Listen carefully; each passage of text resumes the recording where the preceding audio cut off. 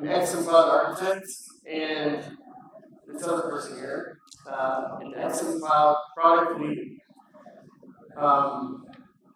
First, I want to thank our sponsors. Without our sponsors, we couldn't do this. So thank you very, very much. Who am I? I'm Andy Cohen. I'm a Senior Director of Engineering for XM Cloud specifically. I've been writing code since I was 8. Fun fact, I did not study computers or code in college. I studied forestry. I joined Sitecore in 2019, and I was an architect on Cohen's Edge, and an architect on Deploy, and now I'm the principal architect of XM Cloud. And this is Liz Nelson. I don't know if you guys know her yet. She is going to introduce herself. Sure. Hi, I'm the Senior Director of Product. I'm also the lead of XM Cloud. I joined Sitecore just over a year ago. Prior to that, I was working at a different DXP company focused on headless CMS implementation. I've been in the headless space since 2018. Somebody said that was an OG year for headless. And yeah, I've been integrating data science and integrating computer science with a focus on ML and AI. So I love talking about AI as well as DXPs and headless stuff. Yeah. Cool. All right. So let's see here. So the agenda is a brief history. I showed this last year. Who all was here last year in Delhi? So you guys may have seen some of this, so I'll try to make it really, really fast. We're going to go into the heart-to-heart, which changed the format of it. It's more kind of question and answer between Liz and myself. And then we'll open it up to questions. I was going to do a demo, but we had some technical difficulties, so we're not going to do that. So apologies. So a brief history. This is when I joined Sitecore late 2019, started working on Edge. I had the idea to publish to Edge, publish XM to Edge. Then we did the Edge Connector POC, then the XM Cloud POC. And we actually started development of XM Cloud in late 2021. We had a preview like 3 months later at SUGCON, and then we went GA in 2022. So it was very, very fast development in the cycle. The POC started in July 2021. There was like 6 of us on the POC. Here's our first workspace. Andy, Barb, Charlie, Ian, Jeff, and Nick. Here was our first backlog.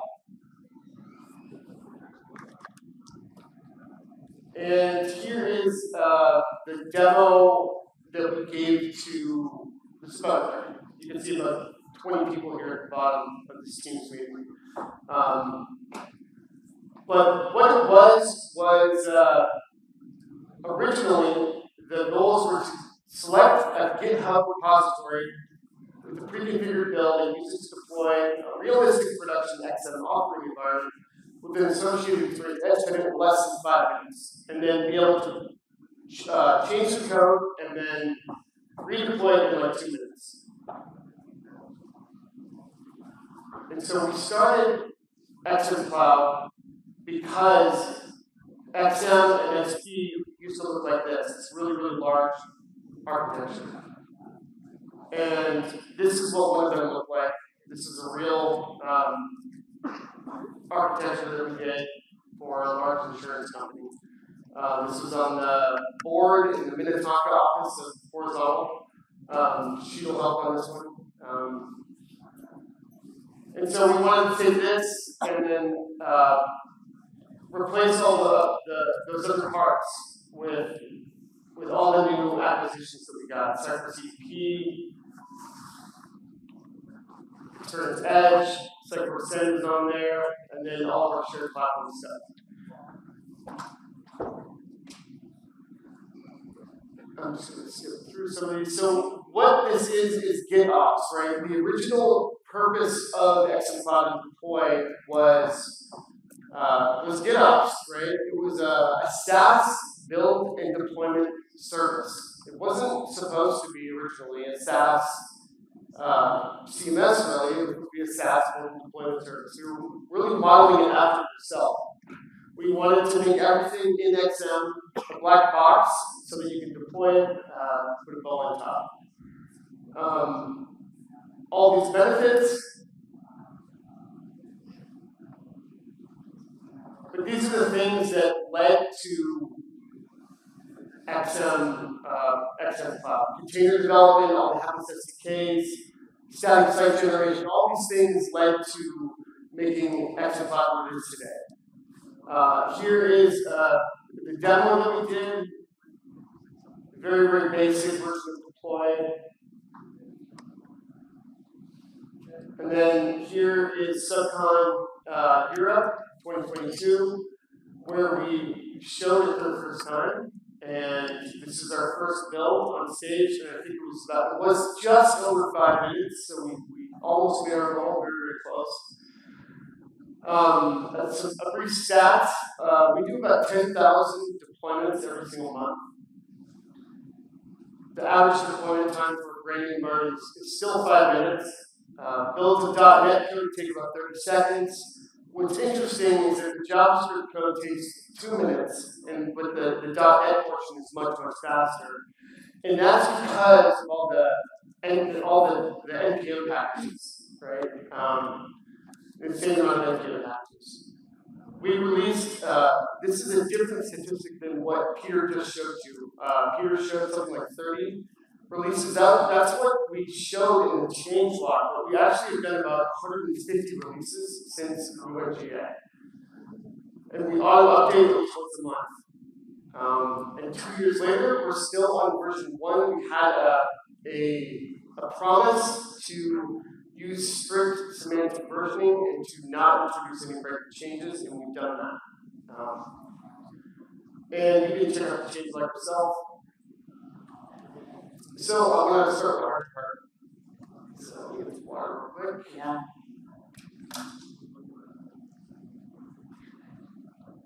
Alright. So I'm excited about the heart to heart because many of you may not know, me and Andy have a particular friendship, right? We have a lot of heart to hearts on a sort of weekly basis, just the two of us on meetings, and so I think we're bringing it to an audience. Yeah. Yeah. So let's see. First one. What are the core architecture principles? Oh yeah. Go ahead. We did not rehearse this at all. No. Right? We wanted this to be genuine and authentic.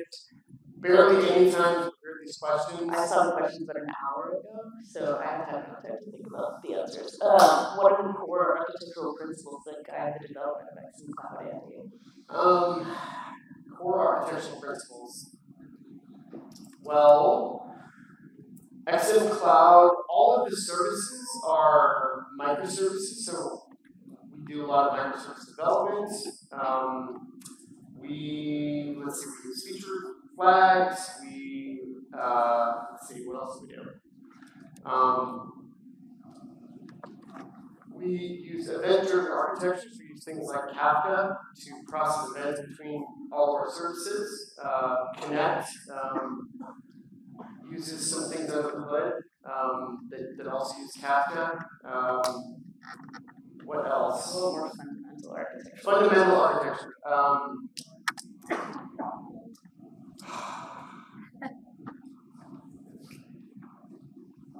I'm totally blanking on stuff. Let's just skip to the next one. Yeah, that's cool.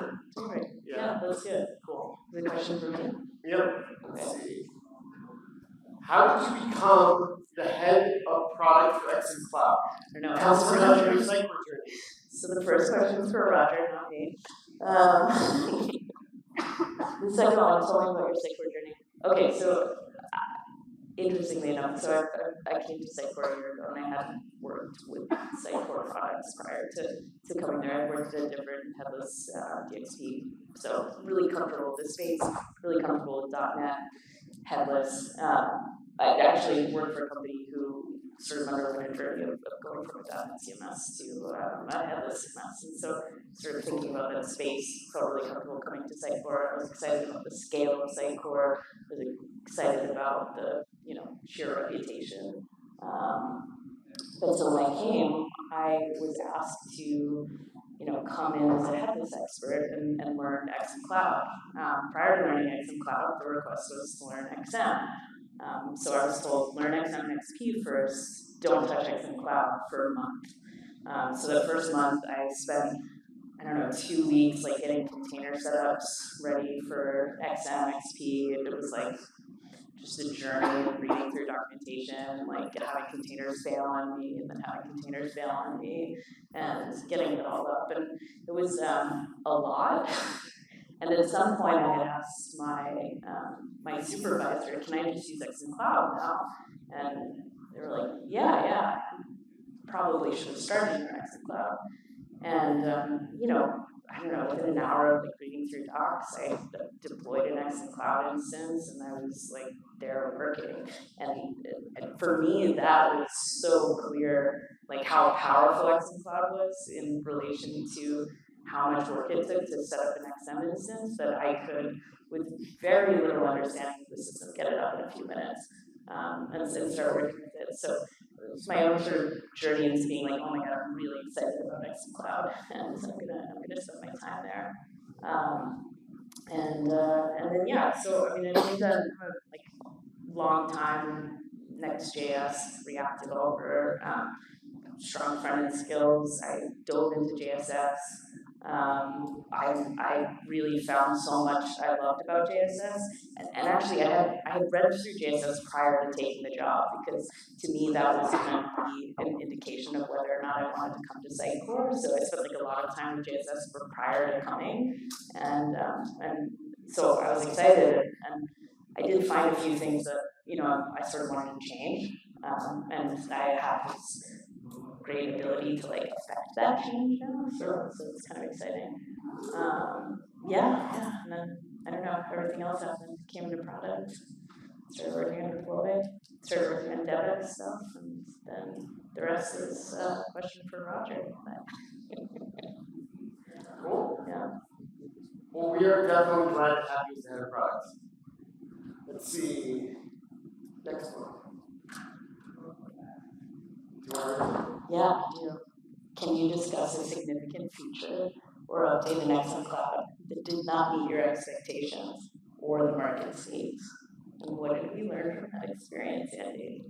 Let's see, a significant feature that didn't go as planned, and what did we learn from that experience? Let's say, I'm going to go with publishing in XM Cloud. Publishing to Edge. There's a lot of learnings that we had in publishing. When I came up with the idea and I presented it, publishing XM content to Edge, I didn't envision it the way that it is today. If you guys don't know how it works, it takes a JSON snapshot of the layout service for every single page and publishes it. And it's used for JSS to call the layout service and to render pages. Because it's snapshots of pages, it needs to, if you make a tiny little change, it needs to, let's say you have a piece of shared content. And I don't know if you guys caught this, when Peter published something, it showed, he published one page, and it actually said it published 532 pages. What that actually was, that's a little bug, it should say that published 532 items. But that illustrates the point, and when you need to make a tiny little change, it needs to publish all of those places where those things appear. And so that works great for a small site, but when you have tens of thousands of pages on your site with some of our larger customers, that basically grows exponentially, right? So the more content you have, the slower your publishes are going to be. So we've done some things to improve that. which should be launched pretty soon here. I think one of the questions later may allude to it, but we have a new version of publishing that allows you, it basically does the rendering on the edge. So, yeah, we adapted to what can be a really bad experience for customers in terms of publishing. We're making it better. So, yeah. Let's see. How has the market reception been to recent X Cloud launches, and what did we learn from it? What did you learn from it? Interesting question. Okay. I don't actually remember half these questions. I read them over breakfast and then didn't think about them again. So, I mean, Forms, I think, has been one of the bigger recent releases, maybe something we can talk about. What's interesting to me is that Forms is a really great product, as Peter showed. It's an incredibly powerful product. One thing I think we struggle with sometimes in Sitecore is with the expectation of full feature parity with XM and XP, which sometimes can limit XM Cloud's ability to reinvent itself and to think a little outside of the Sitecore box. And so being able to release a product that's going to be valuable to enough of our customers that makes it worth it to do a GA prior to it having every enterprise feature under the sun, or a pattern that looks remarkably like patterns from forums within XMXP, I think ends up being a challenge that we have to face in product as a kind of balance, but also as a communication strategy towards our community. How we can educate about new patterns we're excited about, how we don't necessarily want to account for every single edge case under the sun the way we did in an extensible platform, because this is a SaaS product, because we want to kind of grow our products organically and not try to chase feature parity. So I would say what I'm learning, especially sort of new in this role of product lead, is that balance between how we bring about full-featured enterprise products that meet the expectations of our customers, how we do that in ways to be, nimble and kind of forward-thinking, and communicate that well to kind of bring our base along as well. So it's an interesting balance to strike. I want to allow our new products to grow the way they need to grow, while also honoring the deep heritage of Sitecore. So it's tough when there's an expectation that they're exactly the same. Yeah, but we don't want them to be the same, right? Like we want to really, we want to push a lot of those SaaS patterns. So. Cool. Okay, so Andy, can you share some challenges you faced while architecting for a cloud-native environment and how you overcame them? I think the SaaS questions and the sort of cloud-native questions are sort of very interesting to Challenges architecting for a cloud-native environment. I think I'll make this a little bit personal. So the biggest challenge for me personally going into developing SaaS products was I didn't start out this way, right? I didn't start out with enterprise microservice development. I started out as a consultant. I started out actually working for a software company as a developer, became a web development manager, and then I went into consulting after that a couple of years, and then I got hired by horizontal. And I started doing Sitecore work, right? Doing CMS work.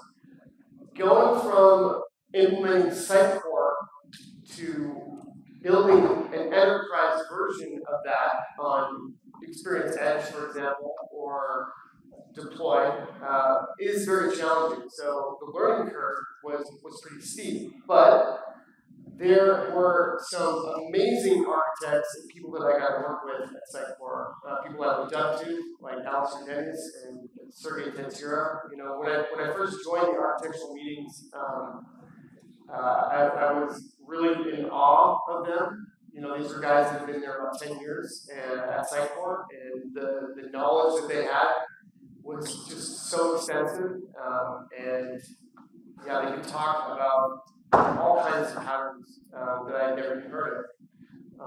And honestly, to this day, I'm learning always from my employees or from our other employees.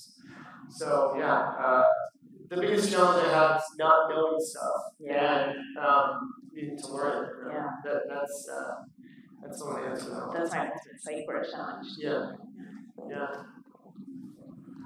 Oh, okay, another one for you. Have there been instances where XM Cloud's performance has fallen short of client expectations, and how have we addressed these issues?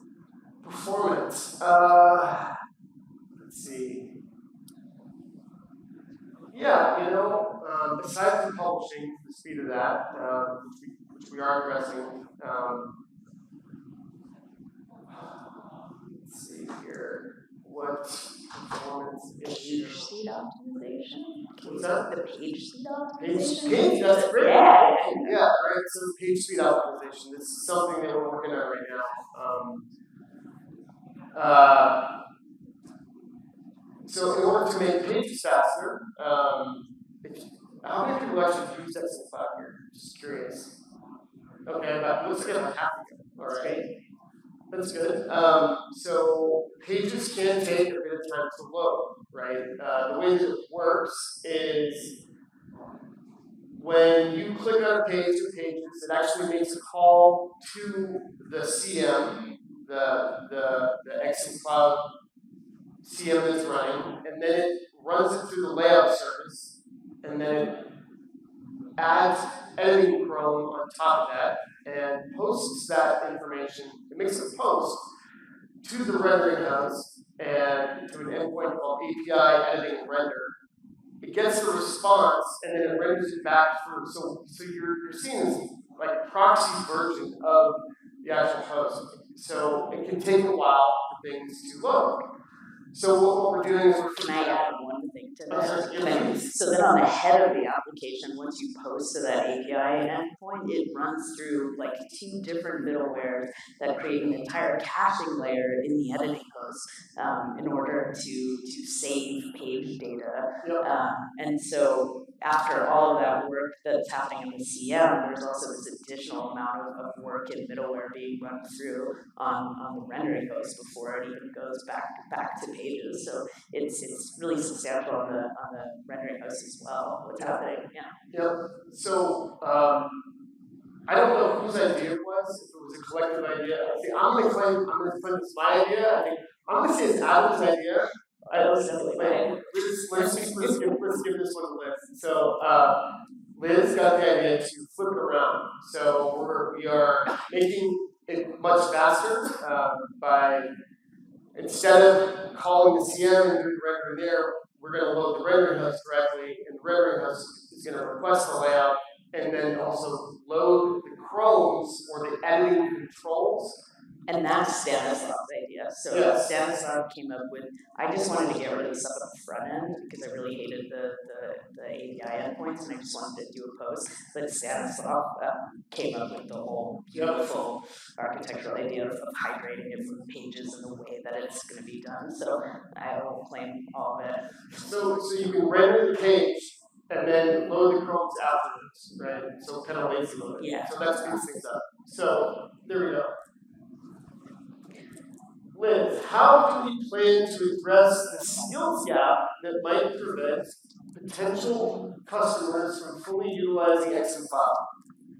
Interesting. Maybe that's a question for Rob as well. So a few things. I think we owe our customers and our community partners good documentation and great content around how to use our products. We also recognize that a lot of what we're introducing in XM Cloud are new patterns, new languages, new frameworks, Next.js, React, things of that nature.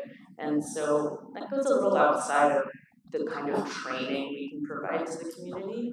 We can train you in how to use XM Cloud, but to offer our partner community the space to kind of reskill in web development, learning new technologies, learning, meta frameworks and these kind of crazy static gen server rendering patterns that things like Next.js and other meta frameworks are introducing.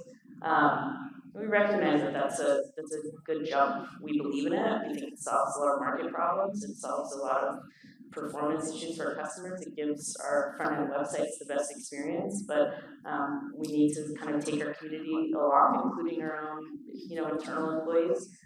So one thing that we've done, which I'll talk about at the end of the day, is we've partnered with what I think is the best web development training program on the internet, Front-End Masters, to provide some Sitecore specific web development learning paths.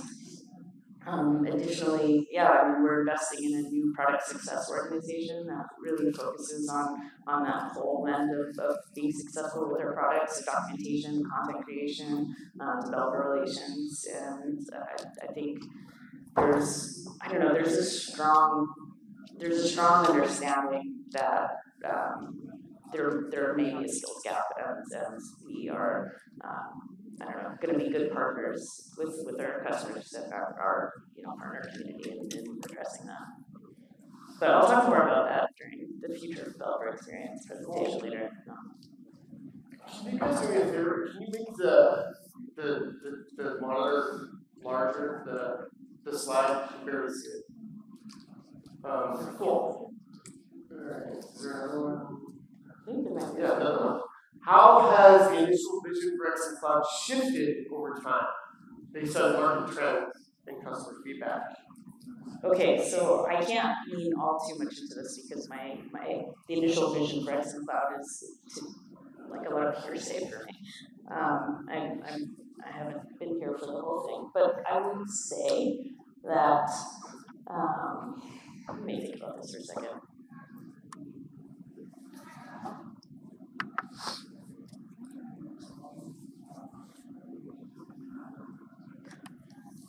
Okay, one thing that I've been thinking a lot about with regards to X Cloud is that the architecture should be composable, the user experience shouldn't. I think originally some of the products around X Cloud sort of built up as independent applications that formed a kind of composable concept of X Cloud. So there's components, there's forms, there's deploy, there's sites, and that idea of many tools as opposed to one kind of unified interface is a challenge that I'm seeing. It's something that we're looking to address in a kind of more cohesive user experience of what is X Cloud. And it doesn't mean that we don't want to have a form solution and a component solution, but a bit more of a unified experience around that seems to be needing changing, initial vision. Yeah. So that's one thing I can think of. I could probably think of others, but it looks like we're getting short on time. We're going to do a Q&A, so. No, we can. Yeah. 5 minutes. Okay, so let's skip the failures. Let's move on to some success. Yeah, we've been talking about failures for the last 10 minutes. Okay. All right. Let's see. Yeah. Can you describe a recent project or feature development in X Cloud that you found particularly exciting or innovative? Okay. Maybe it's not so recent, but we had the idea, and I demoed it at North America SUGCON last year. I'm going to cough, I'm sorry. The feature is splitting the rendering host deployments from the CM deployments. So effectively, you can work locally and develop on your front end, and you don't even need to ever touch code for the CM, right? You can have a repository for the front end code. You can develop completely independently, point it to the cloud. You can make changes, and it's completely disconnected from the CM deployment. So That should be coming out in the next, I don't know, what's the time frame on that? I think that we're building in this quarter. Yeah, we're building this quarter. So that's really exciting to me. Yeah.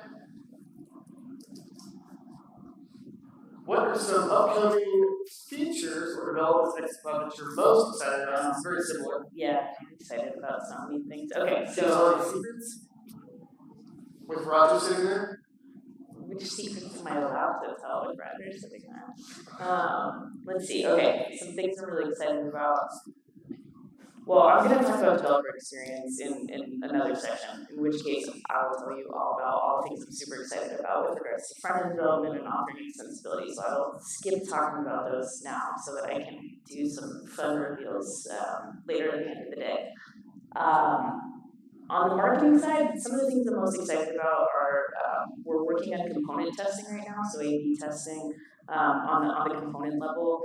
There's a kind of complementary story there around personalization, A/B testing, and what I keep calling the hesitant marketer, which is like AI innovations to kind of help and assist the marketer's journey with use of, testing, like being intimidated by what to create a hypothesis for an A/B test.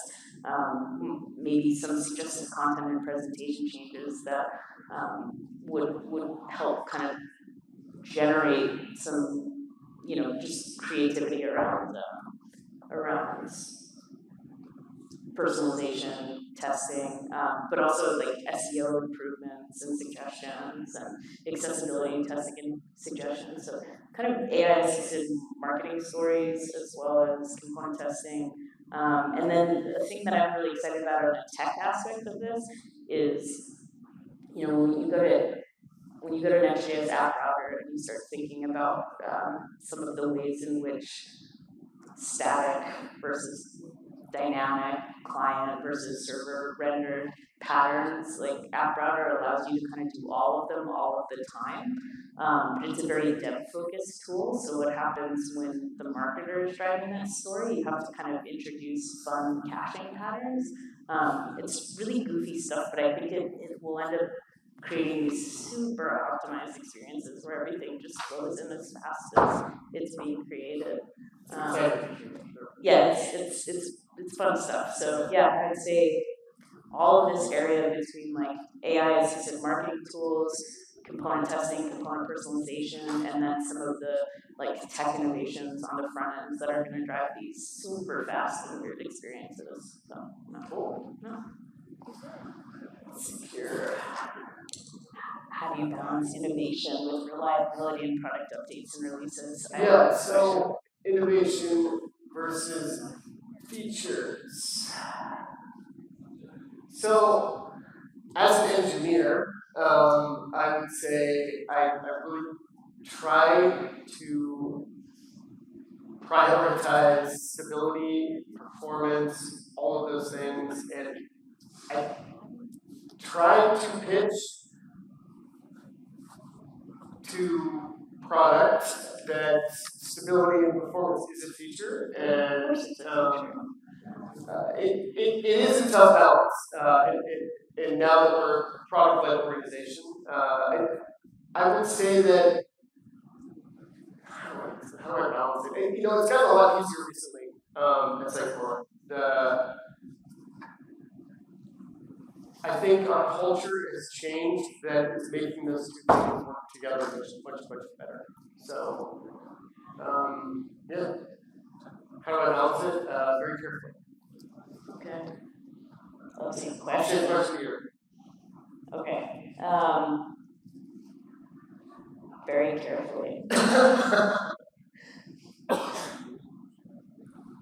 I agree with you that reliability in a product is a feature.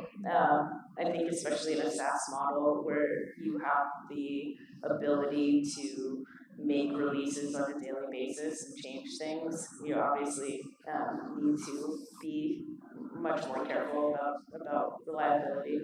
I don't think these things are mutually exclusive at all. It's just a matter of carefully coordinating, working with multiple groups of people, and recognizing that I don't know. I think we can do both as long as we're careful. Yeah, that's probably the best way to do it. Yeah.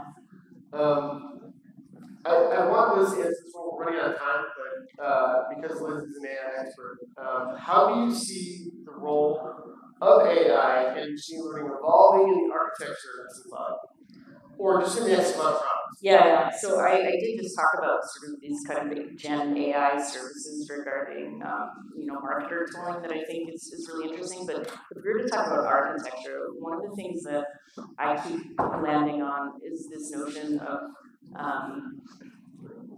schema variance. So when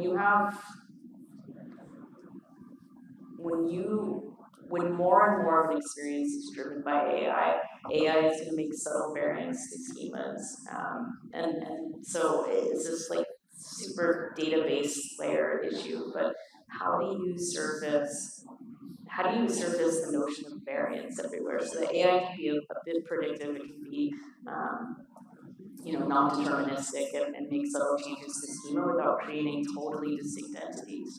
And I think that pattern of entity variance is going to become more and more critical when AI is built into everything.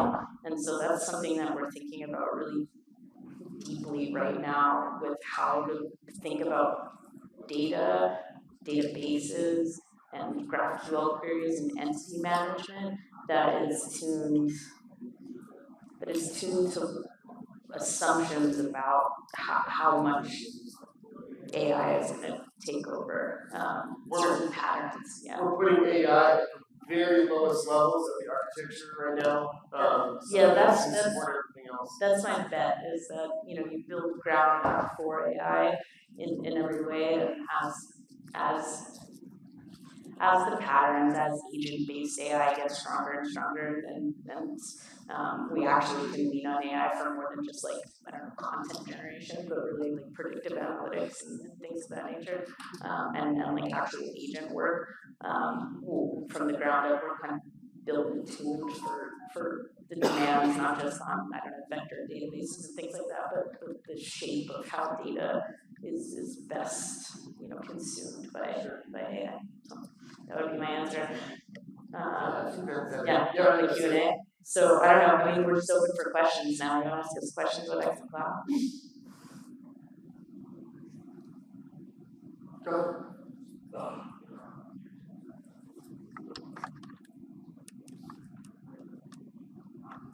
Hello. So last year I have heard was about XM Cloud Plus, but not hearing much about that nowadays. Really, so what's the plan about that? That's a great question. Roger talked about that recently. Maybe that was internally. Yeah. So XM Cloud. You want to grab that, Roger? Yes.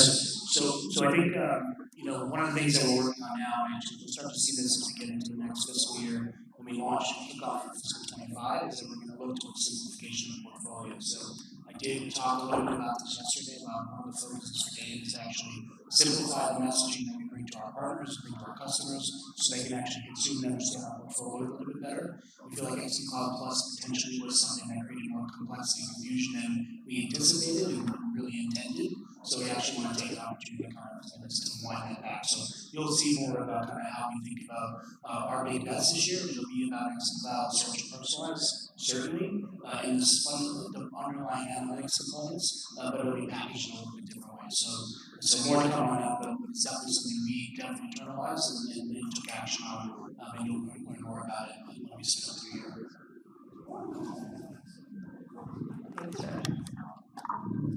Question back there.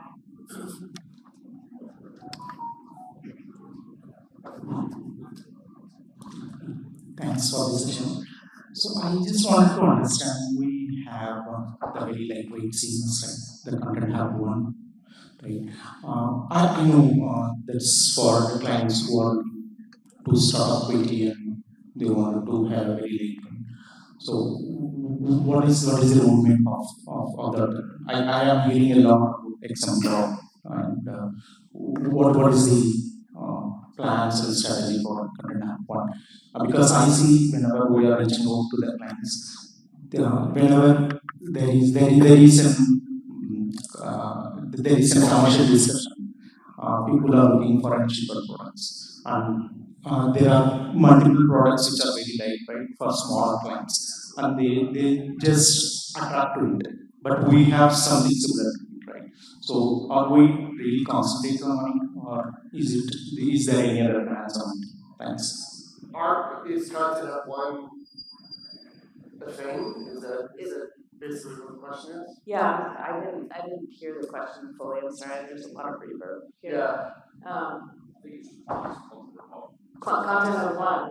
There's definitely plans for content. Yeah. I mean, I think we'll yes, there are a lot of plans for content of one. A lot of plans to make it a more robust content service, and then thinking about how we fold it into our plans for X and Cloud, how we fold it into our plans for serving as content for other needs throughout Sitecore. So definitely more to come and some really exciting updates there. But yeah, there's considerable investment in that space. Yeah.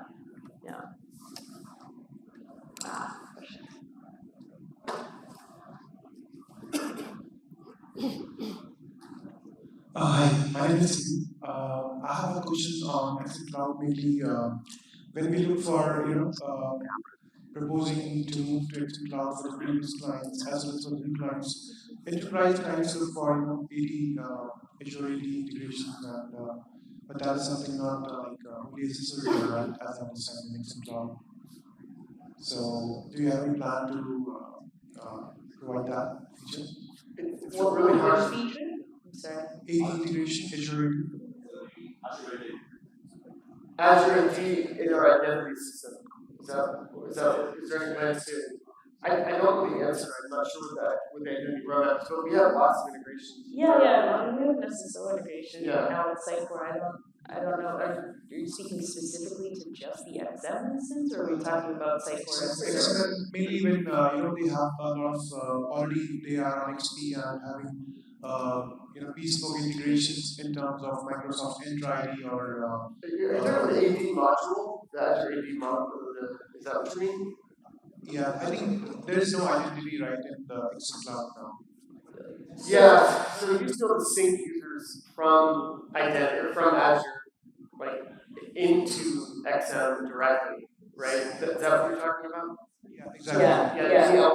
Yeah. So yes, I mean, I think our plan for this year with regards to user management is to surface more and more in the user portal itself, in the Sitecore portal, and have unified identity management at the portal level, and then have that map to any individual product. So yes, but it will be at the Sitecore portal level, and then those would map functions to any given product, so that you can manage from a user level your X and Cloud, your personalized, specifically your forms as well, and other applications. So yes, there's a big move to sort of unify identity management at the portal level. So when you log into XM Cloud, the user that you're logged into from the cloud portal, it automatically gets added to XM, right? So if you federate with some other external system, those users will also get automatically pulled into XM. But we, as I said, we want to make the user management not in XM itself, but in the portal, right? So then that way you have a unified experience across all of your Sitecore products. Everywhere, not just XM. Yeah. Sorry, one more. Go ahead. I have just one more question. Sorry. How to convince a client that they have to pay for Sitecore search or Sitecore tab, content hub separately if they would like to scale out to a very good level? Or are there any plans to provide at least a small sort of search in the Excel Cloud? Like for example, for HPXM we have the Solar. They don't have to pay much, but they just have to pay for the scale for the installation part, right? Like web app or whatever. Yeah, there's no there's no plan in the current horizon, but it's certainly something that's been discussed in some aspect. I don't know, Roger, if you have anything additional to say there. I think we're certainly hearing feedback from the field about the overall pricing of XM Cloud and kind of what's included in a bundle where you're buying some of these products together. And so we're constantly looking at the economics there to make sure that we can deliver the product and the service to all of you at a price that's affordable and relevant for your market. So I think we'll continue to look at that. And certainly embedding search and XM Cloud is a common ask. We haven't done it yet, but I think it's something that we continue to evaluate and we may do at some point in time, but no commitment at the moment. Okay, cool. So our time is up. Our time's up. I mean, we'll take another question or two if you guys want to hang out. No, apparently not. Wrestling. Okay. Yeah. Well, thank you guys. Yeah, ask those questions after. If you want to talk afterwards,